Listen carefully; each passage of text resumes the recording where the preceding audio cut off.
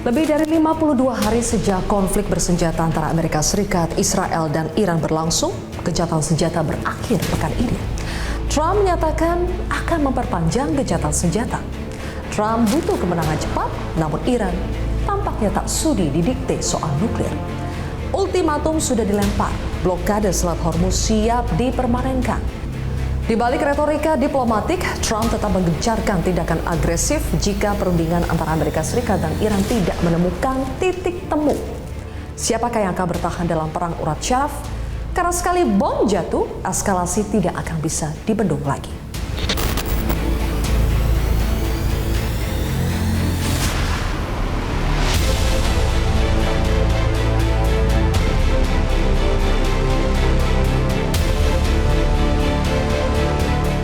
Trump sudah melempar kartu mati, sepakati perundingan atau hujan bom kembali menyapa Iran.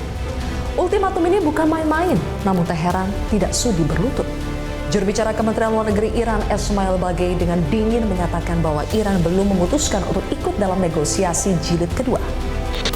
تمدید آتش بس و این مباحث مطرح شده نه هیچ کدومش قابل تایید نیست فعلا همونطور که عرض کردم گفتگوها از طریق واسطه پاکستانی ادامه داره و باید دید که طرف مقابل تا چه حد واقعاً جدیت داره نسبت به ادعاهایی که راجع به دیپلماسی مطرح کرده.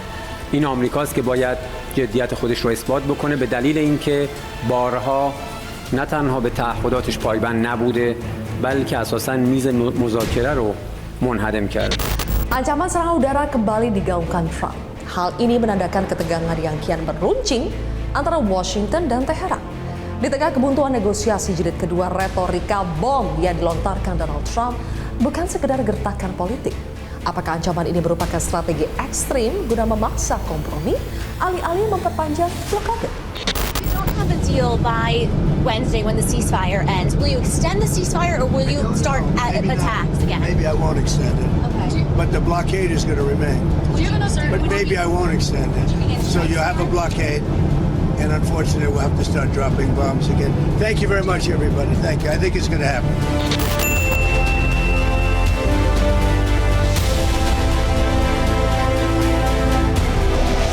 Iran tolak negosiasi di bawah ancaman Amerika Serikat. Teheran mengirimkan pesan tegas bahwa kedaulatan mereka tidak untuk diperjualbelikan di bawah laras senjata. Menanggapi ancaman kehancuran total yang dilontarkan Donald Trump dari Air Force One, Ketua Parlemen Iran Mohammad Bagher Khalibaf menegaskan bahwa Iran menolak kembali ke meja perundingan di Islamabad. Bagi Iran, diplomasi di bawah bayang-bayang ancaman bukanlah negosiasi, melainkan sebuah undangan untuk menyerah yang tidak akan pernah mereka penuhi. اتفاق افتاد ما هم تردد رو در تنگه بتونیم به سمت عادی کردن پیش بریم اجازه بدیم برن. من بگم ما همیشه دنبال عادی کردن بودیم الان هستیم ولی اگر ما اونجا رو یه مقدار متوقف کردیم به خاطر اینکه آتش بس در لبنان به طور کامل برقرار نشد. تنگه در کنترل جمهوری اسلامی است.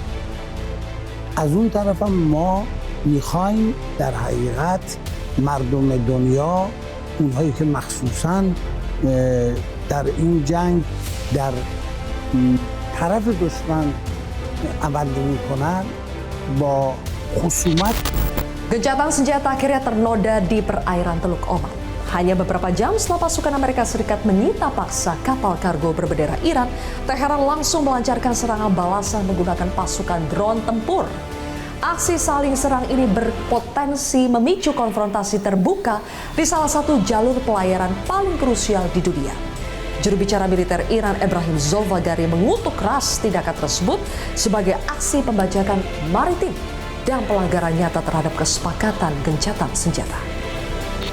لفاظی‌های بی‌ادبانه، گستاخانه و تهدیدهای بی‌اساس رئیس جمهور متوهم آمریکا که ناشی از گرفتاری در بنبست و توجیه شکست‌های پی در پی ارتش آمریکاست، هیچ تأثیری در تداوم عملیات‌های تهاجمی. Selat Hormuz bukan lagi sekedar jalur perdagangan, melainkan medan pertempuran tanpa peluru yang siap meledak kapan saja. Washington telah menarik garis merah. Blokade yang diterapkan Amerika Serikat bukan lagi sekedar ancaman diplomatik, melainkan operasi militer aktif yang telah menghentikan denyut nadi ekonomi global. Berikut paparan blokade Amerika Serikat di Selat Hormuz. Posisi pengepungan Amerika Serikat di Iron Ring. Selama masa gencatan senjata, Amerika Serikat memperketat cengkeramannya, seperti dalam peta berikut ini. Carrier Strike Group, CSG. Amerika Serikat menempatkan gugus tempur kapal induknya di Teluk Oman. Tepat di luar mulut selat, ini adalah strategi distance blockade agar mereka tetap bisa meluncurkan serangan udara, namun berada di luar jangkauan langsung rudal pesisir Iran. Selanjutnya, penempatan pasukan. Pasukan darat dan unit amfibi Amerika Serikat telah disiagakan di pangkalan utama Jebel Ali Uni Emirat Arab dan Manama Bahrain. Dari posisi ini, armada Arleigh Burkle Class Destroyer melakukan patroli pembatas barrier patrol yang secara efektif memfilter setiap pergerakan kapal yang keluar dari Teluk Persia. Selanjutnya, titik insiden, serangan terhadap kapal kargo Iran. Ketegangan memuncak saat kapal kargo Iran dilaporkan mengalami kerusakan hebat akibat serangan presisi di koordinat ini sekitar 50 mil laut lepas pantai Fujairah. Amerika Serikat mengklaim ini adalah interdiksi maritim terhadap kapal yang diduga membawa material nuklir terlarang. Insiden ini membuktikan bahwa gencatan senjata hanyalah status di atas kertas. Di perairan ini, aksi militer tetap berjalan dengan target yang sangat spesifik. Namun serangan terhadap kapal kargo di lepas pantai Fujairah tersebut tidak dibiarkan tanpa jawaban. Teheran tidak hanya diam melihat aset yang dilumpuhkan. Sebaliknya, insiden itu justru menjadi pemicu bagi militer Iran untuk mengaktifkan pertahanan mereka di sepanjang pesisir utara. Mari kita geser pandangan kita ke sisi utara selat, di mana Korps Garda Revolusi Islam atau IRGC telah mengubah topografi pesisir mereka menjadi benteng yang siap meluncurkan serangan balasan mematikan. Pangkalan utama, pergerakan masif terpantau di Bandar Abbas dan Pulau Qasem. Di sini Iran menyiagakan ratusan swarm boats atau kapal cepat dan baterai rudal anti kapal keder yang diarahkan langsung ke jalur pelayaran internasional. Benteng Kepulauan, Pulau Abu Musa dan Larak kini menjadi pusat komando elektronik yang mengganggu sistem GPS kapal-kapal barat yang melintas. Hasilnya, deadlock. Selat Hormuz kini kian buntu. Blokade Amerika Serikat di pintu keluar dan ancaman ranjau laut Iran di jalur masuk membuat perusahaan asuransi internasional mencabut perlindungan bagi kapal tanker.